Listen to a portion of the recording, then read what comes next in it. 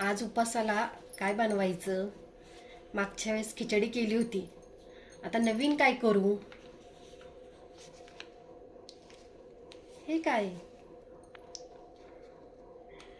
अच्छा, चला तर मग तयारी करूया. आता आपण त्यासाठी पहिले शेंगदाणे चांगले खरपूस भाजून घेऊया.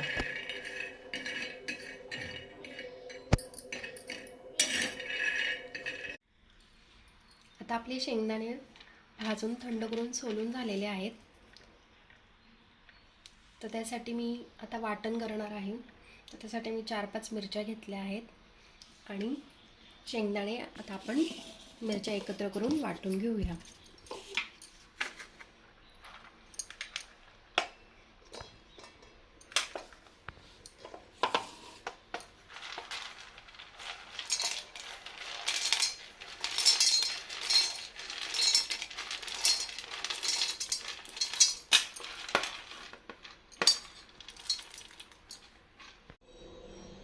आता आपल्या बटाट्या भाजीसाठी शेंगदाणा मिरची वाटून झालेली आहे. आता आपण ती याच्यामध्ये काढून ठेवूया.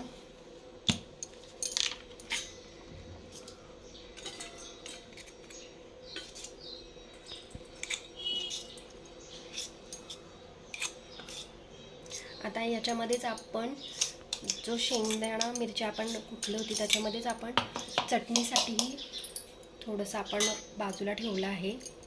तर त्यामध्ये आपण सर्वात आधी थोडंसं जिरं टाकून घेऊया.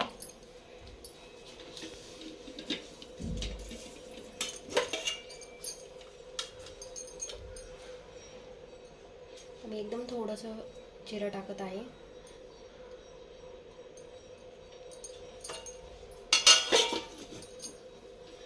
आता हेही आपण चटणीसाठी एकदम बारीक वाटून घेऊया.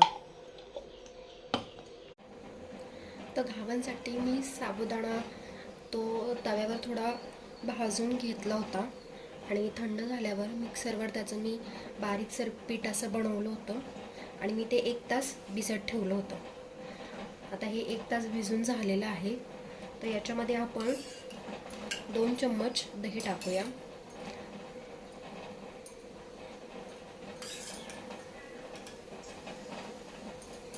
आणि चवीप्रमाणे मीठ टाकूया.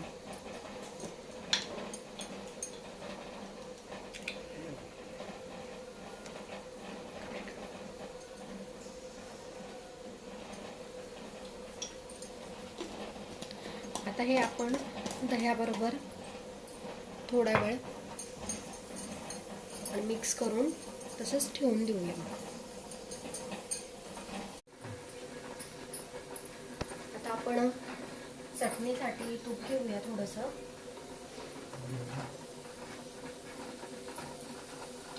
तूप टाकून आता त्याच्यामध्ये आपण जी चटणी केली आहे ती टाकूया. आता बटाटा भाजीसाठी आपण कढईमध्ये थोडंसं तेल घेऊया.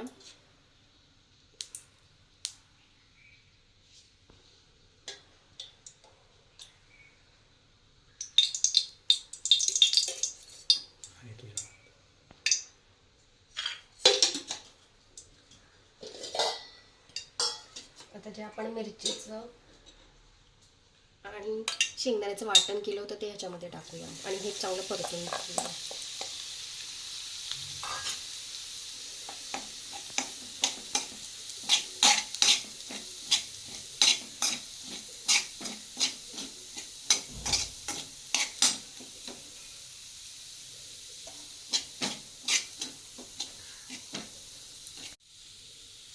आता मी छोटे 2-3 बटाटे उकडून घेतले होते तर ते आपण ह्याच्यामध्ये ॲड करूया आणि हे चांगलं परतून घेऊया. मी त्याचे मीडियम काप केलेले आहेत.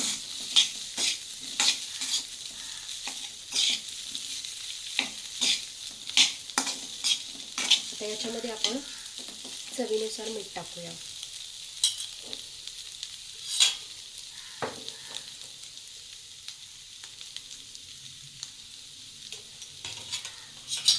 आता हे आपण चांगलं परतून घेऊया.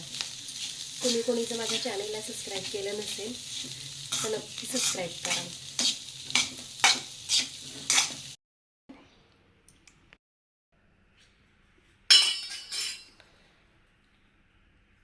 आता याच्यामध्ये आपण आवश्यकतेनुसार पाणी टाकूया.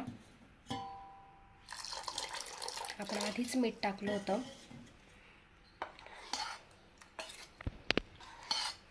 आता आपण आपल्या आवश्यकतेनुसार जसं आपल्याला पाहिजे आपण तसं करूया.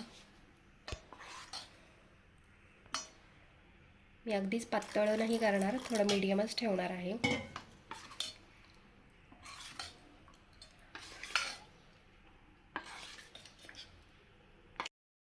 आता आपण तवा गरम करून घेऊया आणि त्याच्यामध्ये मी आता तूप टाकते. तुम्हाला तेल हवं असेल तर तुम्ही तेलही टाकू शकता.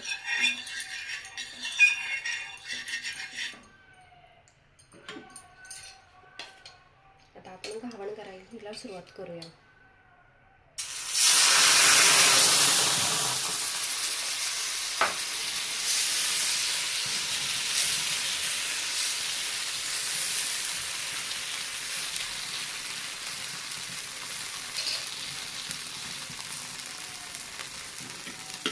मी वरूनही थोडंसं तूप टाकत आहे.